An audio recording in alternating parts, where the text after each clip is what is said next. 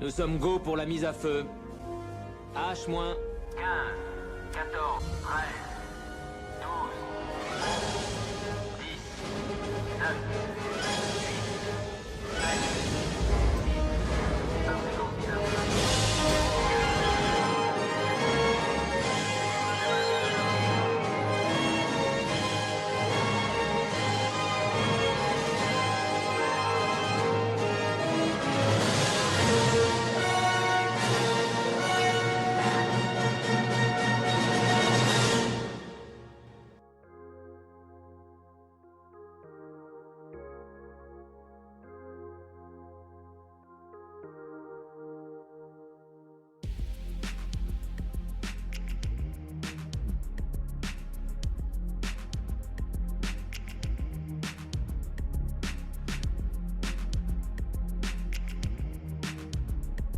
En 2011, la navette effectua son dernier décollage. Elle était unique dans sa forme tant qu'à sa façon de décoller, et le premier interviewé dit que ça lui fait bizarre. Il a toujours vu décoller, elle décolla 5-6 fois par an. Ce jour, le 8 juillet 2011, est donc important pour Atlantis.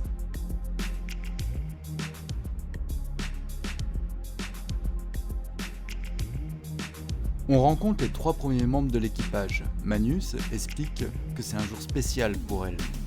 Un des membres dit que pour lui, le jour du décollage, c'est un peu comme le jour de Noël.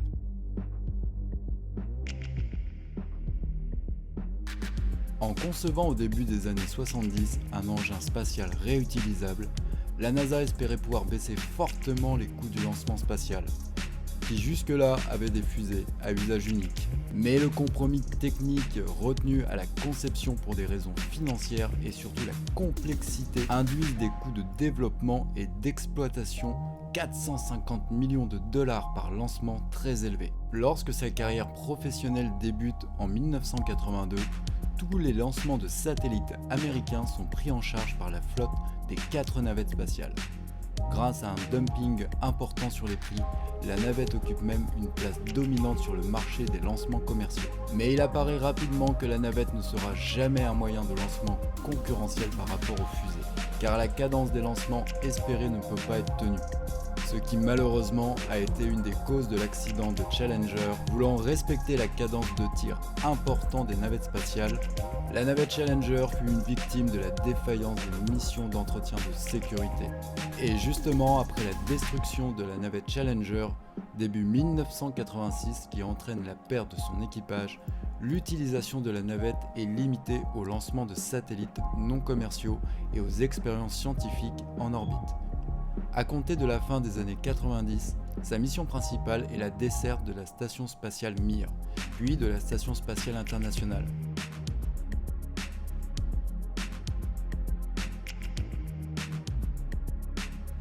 Mais à 31 secondes du décollage, ce 8 juillet 2011, un problème survient et le système se met en mode sécurité.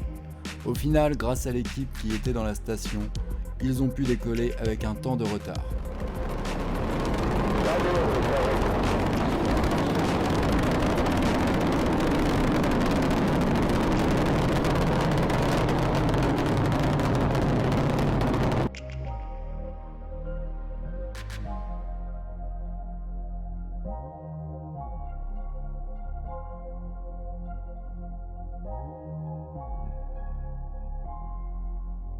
Une fois dans l'espace, il s'approche de la Station spatiale internationale.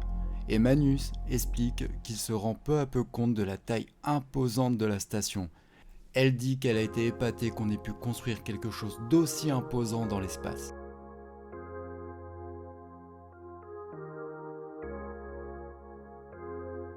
Il s'acclimate vite de la vie dans l'espace et retrouve l'équipe dans la station. Il parle même avec l'ancien président des USA, Barack Obama. Il leur dit qu'il est très fier d'eux et du fait qu'ils aient participé à écrire cette page de l'histoire du pays. Ils ont beaucoup de travail à accomplir. Manus dit qu'elle était débordée, mais qu'ils se sont quand même beaucoup amusés à effectuer leur travail.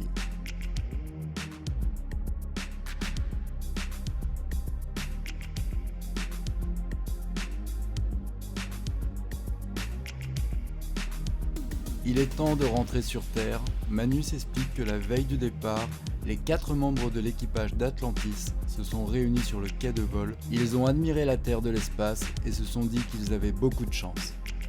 Et c'est là qu'ils ont réalisé que cela sonnait la fin de l'aventure pour Atlantis. Ferguson dit qu'il a pensé que c'était dommage qu'Atlantis vive sa dernière mission à ce moment. Manus dit que dans ce cas, quand la mission est finie, on est toujours soulagé que tout se soit bien passé. Mais au moment de l'atterrissage, personne n'osait bouger de la navette. Ils savaient que c'était fini et ils voulaient prolonger le moment. Ferguson dit qu'il a beaucoup aimé être le leader de l'opération. Il a pu avoir une influence sur la conception de certains composants de la navette, mais il a aussi eu la chance de parler et d'apprendre à des jeunes ingénieurs qui travaillaient sur le projet. Il dit avoir hâte de commencer une nouvelle mission. Manus parle des projets à venir et du fait que cela est très vite excitant pour tout le monde.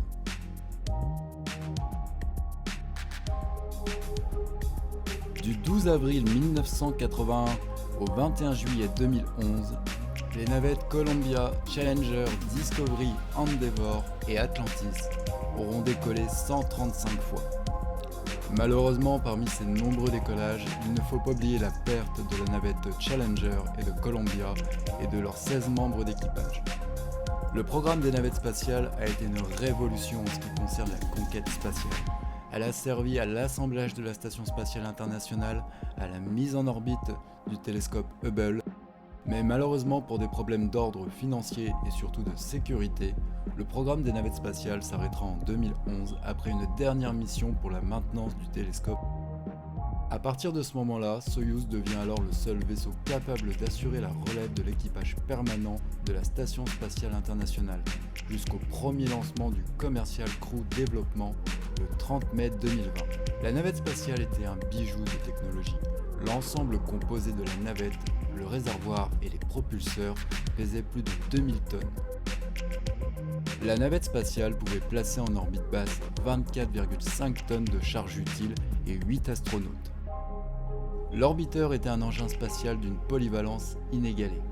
Il disposait d'une grande soute, d'un bras robotique, le Canadarm, permettant le maintien de lourdes charges dans l'espace, et d'un sas utilisé pour les sorties extravéhiculaires ou l'amarrage à l'ISS.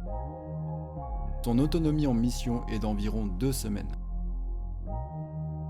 Et voilà, on arrive à la fin de la vidéo rétrospective sur les navettes spatiales. J'espère qu'elle vous aura plu. Comme je vous l'ai dit, si vous voulez approfondir vos recherches et vos connaissances en matière de navettes spatiales, je vous invite à regarder la série que j'ai effectuée sur toutes les navettes. Quant à moi, je vous laisse sur ces quelques images et je vous dis à la prochaine. Allez, salut!